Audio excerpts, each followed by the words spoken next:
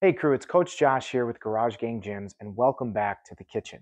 Today we're going to talk about tips to save you a bunch of time when meal prepping so that you can have a really good tasty meal every single night without having to spend endless time prepping. So today I'm actually going to show you prepping for the Mexican fried rice, but I highly recommend you do multiple meals in one go. It would just make for a very long video. That way, when you're chopping up an onion, if you have 3 onions to chop up for the week, you can chop them all. Now, what you're going to need is certainly the ingredients, of course, but I highly recommend different Tupperware containers, as well as some bags and a Sharpie for the freezer and the fridge. Now, what I like to do is, again, to make this as simple as possible for the day that I'm cooking, I like to look at the steps that I'm going to be doing. So for this Mexican fried rice, one of the steps is cubing the chicken, which I'll be showing you, and putting the garlic and all of the spices all together. So what am I going to do? I'm going to cube the chicken, put all the spices and the garlic all in one Tupperware container. Boom, that goes into the fridge. Then with the peppers and onions, I know those go together. Excellent. We'll put those in its own container. You could certainly use a bag if you'd like. Containers work best for us. Now, the nice thing is this recipe actually, we're only using half of a red onion. So the other half is going in the freezer. We label it, we'll throw it in the freezer, and I'll show you different tricks that we do to keep it organized. And then I'm actually going to show you ways that I modify. So today I'm not actually going to be chopping a tomato. I'm actually just going to be using my tomato in a can. That way, again, I can prep on, say, a Saturday when my toddler is sleeping. And during the week, when she's running around the house acting crazy and it's 5:15 and I want to cook dinner or my wife wants to cook dinner, we can just grab stuff out of the refrigerator and put it in the skillet, put it in the oven, and it's already pre-prepared. Because trust me, and I'm sure you know this, trying to spend 20 minutes prepping all your vegetables while your toddler's running around and chasing the dog, it usually ends up taking 40 minutes or longer. So again, this is going to save you a bunch of time. I do not recommend prepping everything and cooking everything on the weekend. That's what most people consider as prep. Boy, if you have to cook rice, say, for 2 or 3 days that week, by Wednesday, Thursday, Friday, that rice sucks so bad, you need to make it anyway. So there is going to still be a little bit of cooking that you need to do. But again, if you're making your lunches, making your dinners, when you're making your lunches, at least when I give you meal plans, I try to keep some of the ingredients the same because I'm thinking about prep. So if you see a week has salmon 3 times, well, yeah, that way you can just buy a big chunk of salmon, cut it up into the portions you need, and have it pre-portioned out so it makes it easier on your life. Okay, so let's start prepping. Again, the Mexican fried rice, the first step is actually dealing with the chicken, but I like to cut all my vegetables first, then deal with my raw meat. So if you're doing multiple meals, do all your vegetables first, portion those out, then do your meat. It just makes life a little bit easier. It actually keeps your cutting board a little bit cleaner so it's less slippery and you don't have to worry about slipping with your knife. Okay, so I actually have stuff written down on a note card today so that I can keep everything in order because I'm using my camera to talk to you guys right now. But normally I would just have my phone sitting right next to me. I'd look it up. Okay, I'm going to make my Mexican fried rice. I need to prep these things. Okay, that's ready. So we're actually going to start with the onion. Now, a nice trick with an onion is I actually pulled this out of the refrigerator right before shooting this because keeping it cold actually prevents it from making you tear up, but I'm sure I'm still going to tear up quite a bit. So we have the where the root attaches and then the top of the onion. So I'm just going to cut just a little bit of this onion off. Then I'm going to cut just a little bit of the root. Just a little bit, just so that it stays intact. And then I'll get this out of my way like normal. Okay. Then what I'll do is actually cut it down the middle. So the reason I only took a little bit of that root is that root's going to really help hold this onion together so it's not making too much of a mess. So let's cut down in the middle here. All right, then from there we can peel. So you probably just saw me not struggle with the knife, but not be too aggressive with the knife. And that's so important because if you start jamming that knife into the cutting board, you're going to either wreck the cutting board, wreck your knife, or hurt yourself. So let me spend far too much time trying to peel this thing for you. So again, we're only needing half of this. So I'll show you some of the tricks that we do to make sure that if we're prepping, we're prepping for the future too, so it saves us more time later. Now, the greatest thing about prepping is you only have to clean your stuff once, right? If you're mincing garlic once a night, and if you're cutting vegetables once a day, you're constantly cleaning that knife. You're constantly cleaning your cutting board, spending all that time chasing your toddler, doing all sorts of things. So again, prepping itself can just save you so much time. So I'll set half of this to the side now. So my root is on this side. So what I'm actually going to do is something I've just recently been learning is I'm actually going to cut horizontally because I want to have somewhat of a nice fine dice here. So I'm going to go kind of to the edge of the cutting board and cut real close to that root. So I'm just going to keep cutting, nice sawing motions, 2/3, 3/4 of the way. This is just going to help make it a little easier when it comes time to actually dicing, assuming I don't cut myself, right? Okay. So then from there, trying to keep it all together, I'm going to turn it and I'm going to cut down into the grooves a little bit. So I'm going to cut down into the grooves, and on the edges, I'm going to fully cut all the way through. But, as I get closer to that root, I'm not going crazy. Now, we're just trying to prep, right? It doesn't have to be a perfect dice. We're not in a restaurant anywhere. It just has to cook, right? So I cut that way. Then I will actually start dicing. Leading with my edge, letting the knife do all the work. Leading tip first, then pulling back a little bit, sliding. And again, as you can see, it dices really well. Now, as I get closer to that root, I have to decide at what point am I going to stop dicing, somewhere in there, and then you just have this junk left over. So now again, I know that the onions and the pepper are all going to go into the same container, so I'm going to do that first. That way I can get some of this off of my cutting board so I can be safe when I'm cutting. So today I've got my rubber scraper. Thank you, Amazon, for overnighting that to me, because it's way easier to scrape a cutting board when you have the right tools. Now again, this isn't my forever cutting board, thankfully, because it has holes right where I'm trying to scrape, and it gets a little bit of a mess. But again, nonetheless, for $3, it makes life pretty easy. So let me just, scrape the counter. Good thing I cleaned it first. Okay. And then again, we will finish chopping this red onion because I'm going to throw it into the freezer. So let's do that same step again. So again, I'm going to cut at it horizontally, bringing it right to the edge of my cutting board, kind of sawing through most of the way, cutting, cutting, cutting, and cutting, cutting, cutting. I'm going to do 5 this time, or 4 this time. Get it a little bit smoother. Okay, so again, down almost all the way to the root, because again, I want to use as much of this onion as I can. And if you'll notice, I'm not crying yet, which is pretty good. I can definitely tell my eyes are starting to tear up a little. But refrigerating your onion is one heck of a tip. Okay, quick dice. So again, tip first, then pull back, tip first, pull back. That way we cut all the way through. Now, huge tip. If you have a dull knife, prep sucks. It really does. Prepping food really sucks. You're constantly fighting the knife. You're constantly fighting yourself. And prep already isn't very fun for everybody because, it requires time. But it's a necessary evil, I suppose. And again, if you have a dull knife, you're going to be more so wedging through this stuff instead of gliding through. And chopping an onion already is, kind of a pain for some people. But it's really a pain if, guess what? You have a dull knife. So I'm going to mark 1/2 red onion on here because in the future we'll need it. And guess what? We always check our stockpiles or our stores to make sure if we have extra onion already there. Because if we don't, well, then we have to buy some. But if we do, it's already prepped. It's already ready to go. So I'm just going to scoop it in here. Again, a great thing is to have a scraper. So these are just dough scrapers.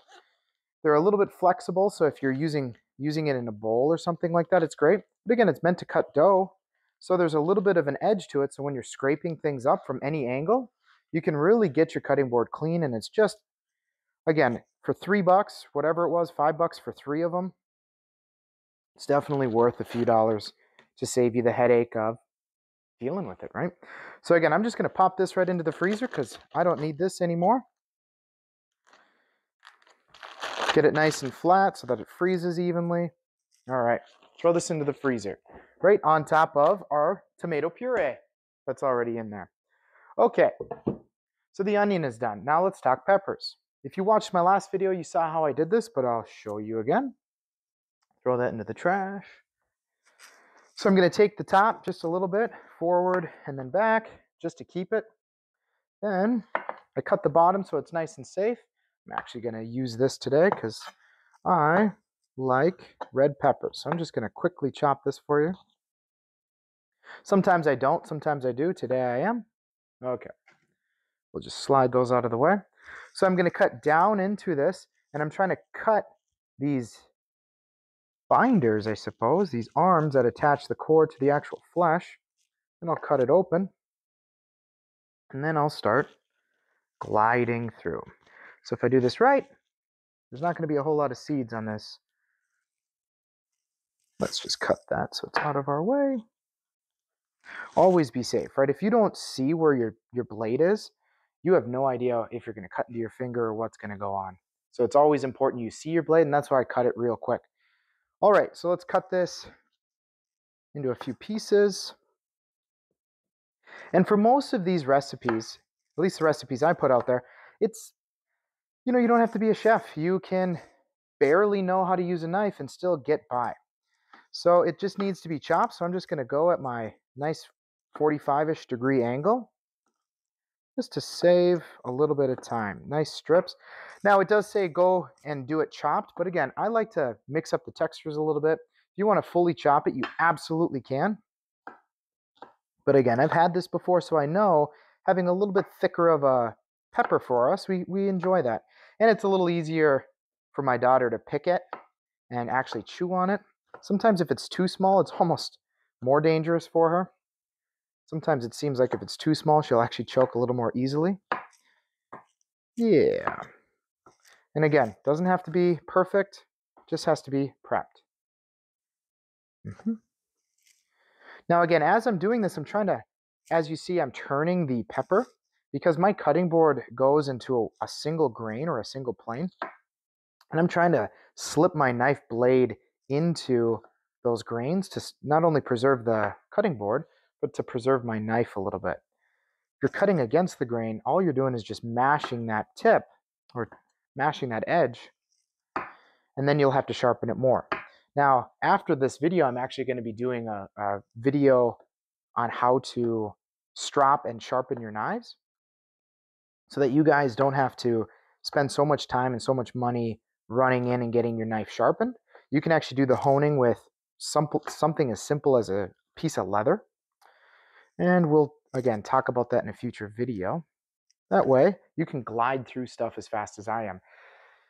Now, I'm certainly talking. You guys will be able to focus more, maybe listen to some music. It doesn't have to be torturous, right? If my daughter's sleeping, right? If my dog is sleeping, it's really easy to kind of get into a flow and just get it done. Plus, as you're doing it, you're thinking to yourself, wow, my food is going to be so much better than just plain spaghetti on Tuesday. I'm going to have peppers. I'm going to have onions. The flavors are going to be really good. And I'm going to be proud that I'm able to transform my health. And it really didn't take much time or take much effort. Okay, so peppers and onions are done. So that is nice and simple. Now, the next thing I'm actually going to do is lower on the recipe is actually doing a chili pepper. And the chili pepper we like in this house is a jalapeno. So I'm just going to cut that up. Now, again, I'm thinking about my daughter when I do this. So I'm going to preserve, or I'm going to cut quite a few of the seeds out because the last thing I want her to do is eat something and then she says to herself, oh my gosh, I hate food because it's too spicy. I'll leave a few seeds so she gets exposed to that, but nothing crazy. Let's do the dangerous thing and cut multiples at a time. So again, I'm just chopping this because I know this goes on at the end, so it's not going to get much cooking at all. It's more of a garnish. The recipe called for a half. I'm using about 2/3. You can use the entire chili pepper. If you want to use something hotter, you certainly can. If you want to use something less hot, you certainly can. If you don't like hot at all, take it out. Again, instead of chopping a tomato and cubing it myself and worrying about skinning it, I just got a can of already diced tomato. So again, these recipes are meant for you guys to modify to your needs, to your desires, because not everybody likes the same things. And switching to, say, a can of diced tomatoes, it really saves you a bunch of time, right? And that is huge for me, because the only way my family can eat healthy on a regular basis is it's got to be fast, it's got to be easy, which is also why some of the recipes only have 5 ingredients. Now, especially that recipe plan where there's only 5 ingredients, man, is prepping really easy, because you look at it and you're like, okay, I need 4 onions, chop them all. Okay, great, that's all I have to prep. It's pretty straightforward. In fact, my meal tomorrow isn't one of the 5 ingredients recipes. It's actually a tuna dish, no prep. It's just throw the ingredients together. It's canned tuna. It works for us because tomorrow it's a Friday. So sometimes on Fridays we like to make it easy. Instead of pizza night, it's tuna night this week. Okay, so that is done. I'm actually going to use a quick paper towel because it's getting a little wet on my cutting board, and I just don't want to slip. So we'll do that quick. Now, I recently waxed this board and sealed it, which keeps it really nice and lustrous. I have a new cutting board coming that I will actually show you guys how I tend to my cutting boards and how I seal them and what type of wax I use in order to do it. But doing so not only helps keep your boards healthy, keeps them sealed out to not only water, but in some cases bacteria growth, right? If it can't get into those grooves, it's going to get washed away. But again, it keeps a nice shine on it. And let's be honest, this wood looks beautiful when it's shiny and not gross and dry.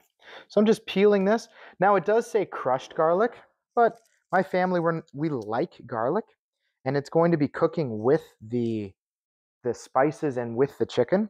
So rather than just crushing it, I'm actually going to chop it a little bit. I'm not going to mince it, but I am going to chop it. That's if I can get the skin off, of course.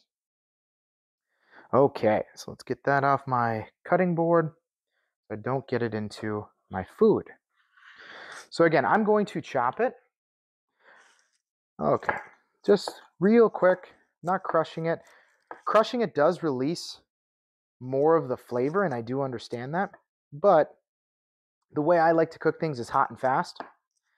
So by having it a little bit bigger chunks, it's going to kind of stick together a little bit better, and it's going to be less likely to burn because there is a little bit more volume to each piece. But again, I'll cut it a little bit. If you want to crush it, great.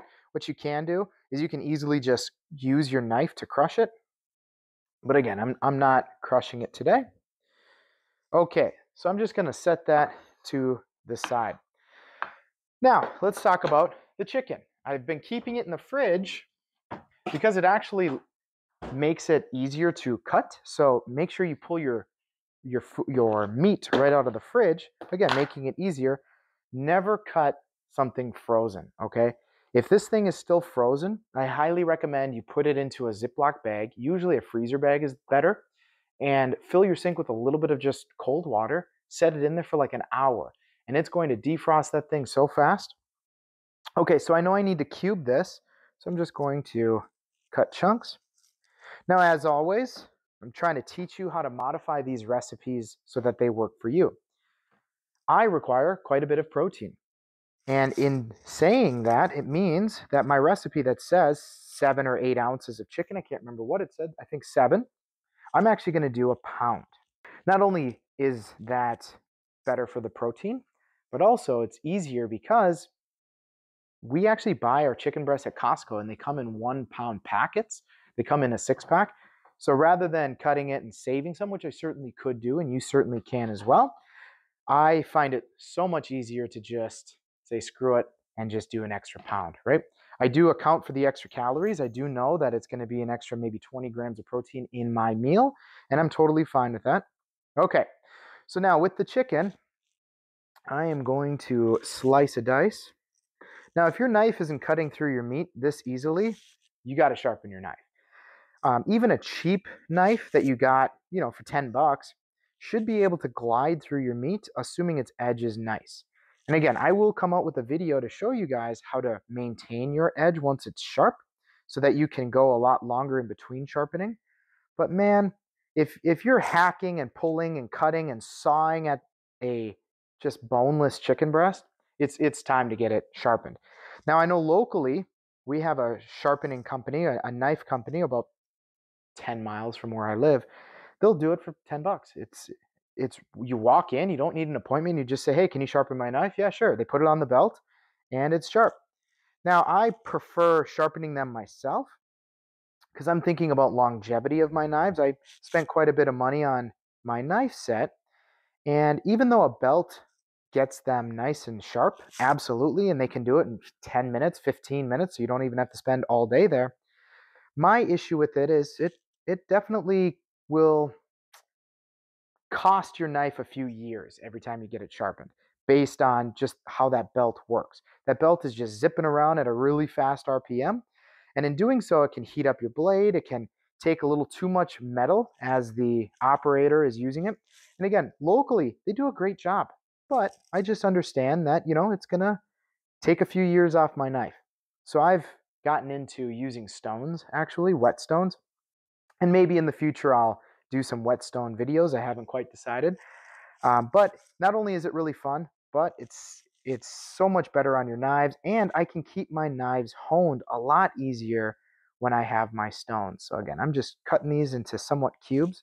Josh, those are rectangles. Yes, I know. But chunks, right? Chunks, not necessarily cubes. And I'm doing the whole chicken breast at once. You may not feel comfortable with that. Thankfully, my knife is long enough, and I'm feeling pretty comfortable with it that I can. And again, I'm just moving my hand back, doing a few cuts, moving my hand back. If you'll notice, I'm not using my knife to necessarily move the meat. If I do, I would flip and slide with the spine, the back of the knife, because when you scrape your board, boy, is that not only hard on the board itself, but it's really hard on the edge of your knife. So I'm just going to slide these over here. So again, I'm keeping the garlic on the board for right now because I actually want to put the garlic on top when I'm all done with the chicken. So again, it's just sitting over there on the side. All right, scrape with the back. Now I'm just going to use my knife because I'm not afraid. Again, you can certainly use the scraper. I'm just doing it to save time because that's the whole point. So back to long strokes. Lead with the tip, slide across the board. So you don't have to be afraid about cutting on the board. You can drag your knife on the board. That's what it's there for. At first, when I was first getting into knives, I was so nervous to drag my knife on the board at all. But man, then you're taking, 3, 4 times the time to make a cut because you're so nervous about cutting into the board. Just do it. It's not a big deal. Again, you can hone your knives pretty easily. You can sharpen your knives pretty easily. It's not rocket science, I promise you. Okay, so let's cut these into cubes yet. Now again, I've only been going for a little while, and I've been talking quite a bit, which is actually slowing me down. If I'm listening to music and just vibing, I can cut so much faster because I'm not trying to remember what I'm saying to you. As well as, hey, don't cut your finger. I can focus on, hey, don't cut your finger, and that's it. While I'm listening to, whatever hip hop I'm listening to. All right. Nothing better than listening to some Young Buck and just going to town on your cutting board. Ooh, there was a scrape. How dare I? And again, it doesn't have to be perfect. We're food prepping. It's going to look great when it's done. If you want to take the time and do one strip at a time, that's great. But again, I'm taking multiple strips at a time because it saves time, right? That's a huge tip, is get comfortable with your knife. The more often you use it, the more comfortable you'll be and the more you'll save time because you'll be less cautious. You'll be able to, which you still need to be cautious. You can't just throw caution to the wind and just cut yourself. But again, you can be a little less cautious because you've worked with your knife multiple times. And that's also where the video on stropping and honing is going to be so important, is it gives you a little bit more time with your knife without having to worry about cutting yourself. And again, that process makes it easier. Okay, so the chicken is done. I'm actually going to get this into the container. Then I'm going to wash my hands a little bit because the chicken guts, well, not even guts, but just the chicken being raw, you got to be careful about getting sick. So now I can put the garlic in there because this is all going in one container. The chicken, all of the seasonings. Okay.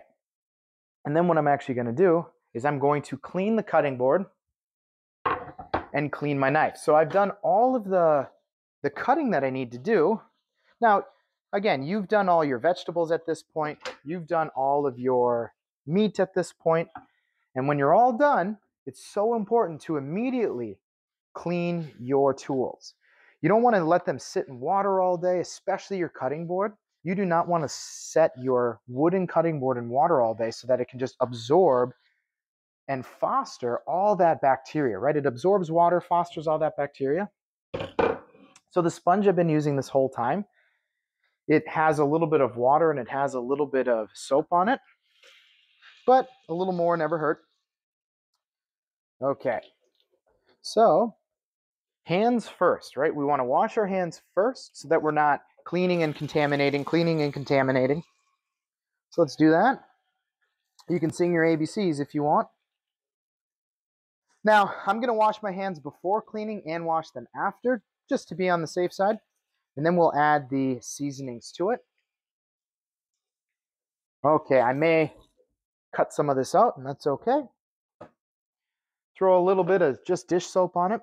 Now, again, you don't throw your wooden cutting board in the dishwasher. You don't throw your knife in the dishwasher. 2 reasons. Number 1, again, we don't want our cutting board soaking because it can absorb so much water and foster bacteria, right? It also, that heat can really mess with the fibers of the wood and can really change them. And the soap you actually use, I'm going to hit it again, the soap you actually use in a dishwasher is far more stripping. It's far more, I don't want to say corrosive, but it's way more potent than dish soap that you would get right into a little bottle like I was using. The reason for that being, you have this high pressure water cleaning everything. So this high pressure water instantly takes the soap off, right? It sprays a little on, mixes with the water, instantly sprays it off. So it's got to be super potent and super powerful. Otherwise, it's never going to get clean, right? Okay, so I'm immediately wiping off my cutting board. I don't want water to stand on it. Now, again, granted, I have wax on this board, which really helps keep the moisture out. But even then, we still want to do it right. So again, I'm just drying it quickly. Doesn't have to be perfect. And I'm just gonna set it off camera because I have a special place that my cutting boards dry. Okay, now it's time for the knife. So don't have to overthink it. I did a really good job of keeping my handle dry. So you don't necessarily always have to wash your handle because, you know, if you're using a knife like this is actually wood. There's certainly some plastic resin in there, but it's mostly wood. And just like your cutting board, if you don't have to get it wet, you don't need to get it wet. So I'm going to stick to the blade. I'm just running it up and down the edge a few times. It only takes a few seconds, a few long strokes. And then you just rinse it off. Now, even though I'm using a stainless knife and it doesn't rust very fast, it still can rust. And that's a big reason why you don't throw it in the dishwasher. Is you throw it in the dishwasher, it gets really hot, which can mess with the hardness of the metal. And if you mess with it and soften your metal, it can actually wreck its ability to hold an edge. So that means you'll have to sharpen it more often, right? Nobody wants to do that. But it's sitting there air drying, right? There's that drying cycle that your dishwasher goes through. And man, so there's heat in there. It's steamed, it's drying, but it takes, an hour or so. And if you've ever reached into your dishwasher early, boy, you get hit with a steam room amount of steam, right? I mean, we're talking 200 degrees, 212 degrees to make steam. And that's really hard on not only your knife blade, but also the handle, that wood that it's made out of, right? Okay, so we've got the garlic in the chicken. Then we're going to run through the seasoning. So I'm just going to lightly salt this, lightly throw some pepper on there. And then we've got our 4 other seasonings. So let's go in order. Let's go oregano first. So super simple. All I'm doing is dusting it on there so that it, gets in there. Now in the past, what I've done to make more dishes for my wife and I is I will mix it all, but what I'm actually going to do is I'm going to powder some on top and then throw it on the sides. Because what that's going to do is when you're dumping it in, the stuff on the sides, you can kind of mix it in a little bit better and it doesn't all get absorbed in that top layer of paprika's next, in that top layer of the meat. Again, it keeps it a little dispersed because you don't want half of your meat tasting like the seasonings and then the other half not. Yeah, so we'll throw some on the side there. Easy peasy. The cumin is next. Where is that? Here it is. Same deal, 1 teaspoon. Trying to keep it simple. Oh, it's new. Let's see if we have another one first. Sometimes we have multiples of stuff, and I don't think my wife would be too happy if I opened up a cumin and didn't need to. So hang on. Basil. I'm thinking I'm just going to do it. Yep. We have 9 basils, but only 1 cumin. Is that right? All right. Don't tell my dentist. Using my teeth. Okay. Oh, come on. Just a little small, so we'll have to use the 1/2 teaspoon twice, and that's all right. Half will go on top, easy peasy. The other half will go on the side. Throw that away. Then the 1/2 teaspoon of red pepper flakes. Again, if you don't want spice, great. Don't put the red pepper flakes on there. That's okay too. So throw a little on there, throw a little on the side. And then we're ready. So again, I didn't dice the tomato because we've got it here. The red kidney beans, right? The sweet corn. If you want to get sweet corn and cut it off, great. After you've boiled it, fantastic. If you want to rinse or soak your own kidney beans, fantastic. Saves us time to just do it from a can. And then whatever's left, we can just throw into the freezer. All this stuff freezes okay, and we can pull it out for when we want to do recipes later. So then again, what I like to do is to try to keep things organized is we got step 1, the cubed chicken, which will go in the oil, with the garlic and all of the seasonings, spices, easy peasy.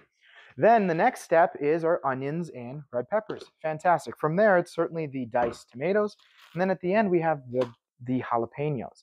Anything else, we can easily prep. It's very quick. If we need, coconut oil, I'm not going to portion that out, but it makes it really simple. This just goes in the fridge like this. And then you can imagine having multiples, maybe 3 in a row, maybe 3 days at a time, so that whether it's me or my wife, it's really easy. Oh, this is Monday. Okay, pull it out. If you want to label it, you can just grab a piece of masking tape and put Monday and throw it on there. Tuesday lunch, Monday's dinner, whatever you want to do. Again, the whole point is to try to save you as much time so that you guys can have good meals every single night. So you guys can focus more on transforming your health than focusing on cutting up food every single night, chasing your toddlers.